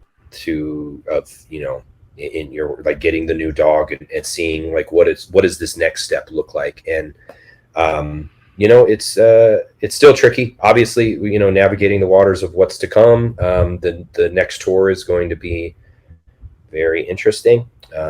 It's going to be quite an endeavor. So it'll be cool, because I have more than 24 hours to prepare for the actual set, which is nice. Yeah, it's kind of interesting. As I was sort of joking earlier, where it seems like every time we do this, your role within the band just keeps getting new wrinkles and changing the dynamic. Initially it was, I'm just a fill-in guitar player, touring guitar player, to, well, now I'm kind of writing some songs with the band on the records. I got one on this new one at the time, to, well, now I'm in the band, to now you're the singer, which when the news of everything broke, I remember just being like, well, fuck, Andrew's about to be real busy. Because I thought you were just going to play and sing. Although getting someone else to play guitar made a lot more sense that I wouldn't have thought of, but it was one of those where I'm interested to see everyone see you how I feel like I alluded to earlier, where I said, I look at you as you, and you in a band sense is always Andrew from Idola, and you've always been kind of the main person, the focal point of all of that. So to me, this just kind of serendipitously through tragic events seems to be one of those where it's like, well, now everyone gets to see what I've always seen in you, and the person that I've always known you to be in a live and professional setting. Now you get to do it on a bigger scale. Hopefully, well, thanks, man. That's what everyone sees. I appreciate that. I know that not everyone will see that and not everyone will agree. That's just the nature of Dance Gavin Dance. I do not want to do that job permanently. I just want to make that very, very clear. That is not a job that I want. And it's just the circumstances that have led to this legally. I won't talk about any of that, but the circumstances are what they are, and we're doing our best to honor Tim's legacy and put out the album that all 6 of us worked extremely hard on, and try to give something to the fans that we can just have that same thing, that same cathartic experience of grief and restructuring, and see where this tour takes us and what the next step is after that, because it's obviously it's a very different change of pace. I'm glad that we're bringing Kurt out. I think Kurt's a phenomenal vocalist. I think having him on for the songs that we're going to have him on is going to be great. I in no way intend to be the permanent vocalist of Dance Gavin Dance. I do not want that job. I will never want that job, but I am grateful for the opportunity to do what I can and prepare the best that I can and perform the best that I can, and mainly engage with the fans, because the fans in person, I stress that point, in person, are phenomenal. The fans that I've met on the road in person have been some of the nicest, kindest, most welcoming, incredible people I've ever met. I've met some people with tattoos of my band, tattoos of Dance Gavin Dance, who talked to me about how my songs that I've written or vocals that I've done for the band have inspired them or given them hope, or that's something, again, I don't take it for granted. It's something I'm super grateful for. So this opportunity to go out and engage with the true fans one-on-one and say, let's do this together. That's kind of my mentality. And again, I am excited to have more than 24 hours notice to learn the songs and to perform them to the absolute best of my ability. We're doing some more throwback songs that are some DBM2 songs, Happiness, Death Star. I mean, we do something from, I think, every album is what we have planned. So I'm really excited. We are dropping the set down a whole step just so that it's much more just like in my pocket range, which will be nice too. I'm changing a couple things melodically too, just to kind of fit what my voice is capable of and more of my sound and put my kind of stamp on this tour, because I think it'll be a one-time really special experience for everybody that comes out. I'm really excited to play the Whiskey. I've never played the Whiskey Go-Go, so it'll be cool. It's a smaller room, it's like 500 or 600 kids, but it'll be a ton of fun. I played what's that other one? Not Viper Room, the Roxy. Yeah, the Roxy. Yeah, I played the Roxy a few times. That's always fun. I think that the Whiskey is going to be a good time. So it'll kick off the tour right, and I'm excited too, because like as a front man, I love engaging with the audience and kind of getting up in there and getting the vibe going. And DGD fans go hard at the shows, so I think it'll be just a fun time. I did that a little bit when I filled in. Where I would get down in the crowd, like in Pittsburgh, or some of them on the couple tours ago, where I was filling in for Tillian or filling in for John. Super fun. I mean, those audience members are a blast every time. Like the people that are so passionate and they know every single word. I love that. I love looking out and seeing kids that just know every single word, both parts too, John and Tillian. They're just going ham. So. I'm excited for that. John and I've got some cool stuff planned. I think that it's going to be a very unique set, and I think it'll be very worth everyone's while. So I know Bridget was like, I just don't see Andrew like air humping around all the time. No, you won't see me doing that. I can't dance. I think my wife could attest. I can't dance. I am the most cliche white person of all white people. I can't dance. So that's just I can't do the body rolls. Sorry, sue me. But we just had a really good laugh about that. She was like, he doesn't strike me as the kind of guy who would do any of love that. So I want to see the show That's just not because my I want to see what he speed. does. And I Yeah, was yeah, like, yeah, for maybe sure. maybe he'll get one. You He'll get know, one in just for you. I might. I'm just for Bridget. You know, Tilly and I are different styles of performers. Tillian's very minimalist in terms of, you know, talking to the audience or engaging with them, getting them to do things or whatever. You know, I'm not gonna go full 2010 metalcore, just like open the pit up. Like I'm not gonna, you know, I know that's not the vibe generally, but I think it'll be fun. I think it'll be a good time, and we'll get our bearings after a few shows, and we've got rehearsals starting in 10 days, I think. So 9 or 10 days from now is when rehearsals start. So it'll be really cool. I'm excited. I'm excited and just grateful that the band is continuing to try to press on and at least get the album out and do the tours that we set out to do. And I'm extremely grateful for the fans that have enabled us to do that. The fans that have allowed us to go out there. I mean, over half the tour is already sold out. You know, another quarter of that is like minimal tickets away from selling out. Yeah, it's easy walk-ups, and then the rest should sell out by the time that we're done. So that would be amazing if we could have an entire sellout tour on such a unique thing that I don't think that's ever going to happen again. I know I've been sent some things where people are like, you know, that they want me in that role, and I'm flattered and I'm grateful. It's just not what I want to do permanently. Just not really where my heart is at for that band. And I don't know how things can change in the future. You know, I'm not even going to speculate, right? I'm focused on doing the best job I can for this tour, doing the best job I can supporting this band and supporting the fans that support the band, right? Like what can I do to put on the best show possible and honor Tim's legacy and put out the record in the most effective way. And that's just where my focus is. And, you know, I'm a very driven individual. I just try to keep focused on what's ahead and try to structure my life around a routine that presses forward. So that's just my focus. So.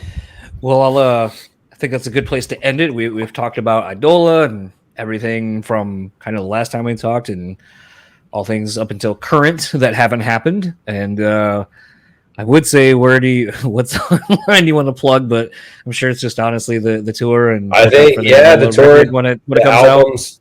Yeah, we're really trying to. I'd love to get a song out by the fall. I can't tell you exactly when it is, but I can tell you we have a co-headlining tour in the works. That's been in the works, and it's been reworked a couple times due to some other band scheduling conflicts, but very excited with the lineup we have going on right now. It should be in November, December, right? When Dance is off tour, we should be doing basically an Architect tour.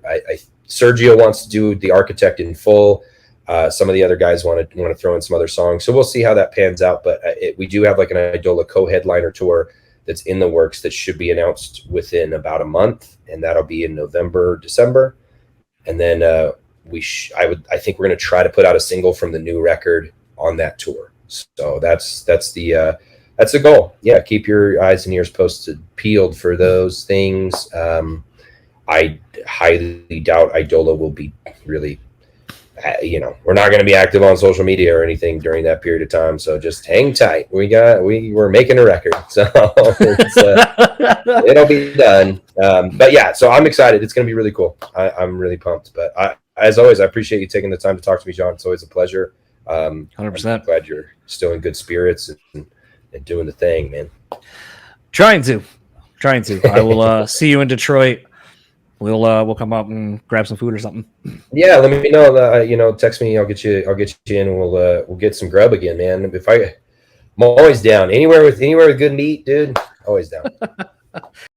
So that was my conversation with Andrew. Once again, want to thank him for taking the time. Man, we got really serious in that, talking about, Tim and what the band was going through and what their mindset was, going into Swanfest and playing subsequently the tour that they did afterward that I saw them on, and thinking about just the rehabilitation process, the grieving process when you lose someone. Obviously, it's not easy, and honestly, it's hard to ask that question. It's hard to not feel like I'm impeding on something very personal with Andrew and his one of his closest friends. But it is one of those that it's something we've talked about. So I felt like there was a sense of understanding of why I was asking, because, having gone through a lot of this myself, sometimes when I ask questions of people, like if you go back to the Jeff episode and some of the other episodes I've done in general, I ask kind of these harder questions, and the question isn't to do it because I'm trying to make it awkward or whatever, or try to dig up something out of the person, but it's more because I feel like sometimes when people go through these things, I could tell you, and I shared the story about, having to put my dog down. And I know that may seem kind of very impersonal, but as Andrew kind of got what I was trying to allude to of loss is loss, and this is how you start dealing with loss, and, how we start moving on and finding ourselves and learning how to become whole as much as we can through this thing that brings us happiness. For him, it's, being in a band, it's playing. For me, it was, adding another part of my home life of getting Frankie. And, some people might hear that and be like, it's a really shit question to ask someone. But I think for me, it's trying to find the human way through things. I know constantly when people have friends that pass away, and I think I'd even sent to Andrew actually after Tim had passed, I sent him a thing, and it was like, I know this text doesn't change anything. I know it doesn't take away the feelings you're feeling, but I've been there, and at the end of the day, I guess just having someone emotionally and I guess physically too available to, just kind of unburden whatever it is that you're feeling, it means something. And I think the thing that when we go through tragedies, we take it so personally, and we don't think anyone else will want to hear us talk about these things. We don't feel like anyone has gone through this process. We think of it so insularly, and I don't think that's a word, but I just made it one. And I think that's what I want when I ask these kind of questions, is I want people to understand that they're not alone, that the feelings and thoughts they have are not unique unto themselves. It's shit we all go through, and that we need to have these conversations. We need to be there for each other as friends, even potentially as strangers, because we're all human and we all experience life, and it can be very overwhelming. So it's one of those that when I ask these questions, I don't ask them to be malicious or to be seeking a headline or something like that. The goal is to make everyone feel like we're all a part of this together, that we're not alone. So I hope that comes across when I ask these questions and when we talk about these things. And I hope you know that there's someone out there like that for you, that you can hopefully go to. All of that said, on a more positive note, I'm very excited to hear this new Idola record. The fact that we're getting a double record and the fact that it's going to be very aggressive has me very intrigued and very excited to hear it. I have not heard anything yet beyond what everyone has on the Idola socials of Andrew, playing guitar and recording. But I'm very excited to hear this. As I've said before, I'm not the biggest Dance Gavin fan. It kind of has passed me by. I was not really the demographic. Interestingly, my wife has actually really become a big fan of the band. So we were going to go see the band possibly once or twice on this upcoming run. And I'm excited to see Andrew assume a front person role within the band. So I think, that's a thing that I'm excited about. I may not like the band that he's in necessarily, but I support my friends and I want to see them do well and be successful. So I'm very excited for the opportunity for Andrew and to see what comes of it. The band obviously celebrated a huge milestone. They broke into the top 10 on the top albums Billboard charts, number 8 out of the top 100, which is fucking phenomenal. I texted Andrew the other day and said congratulations on a phenomenal accomplishment in his professional career. So lift up your friends, man. And you know what? Cheers to that as well. I, again, still on the sober August kick. I'm trying the Sam Adams Just the Haze. It's a hazy IPA NA beer. I had this when I went out to a pool party the other day, and honestly, again, it's one of those you just don't even notice that there's not beer in it. It tastes like a craft beer.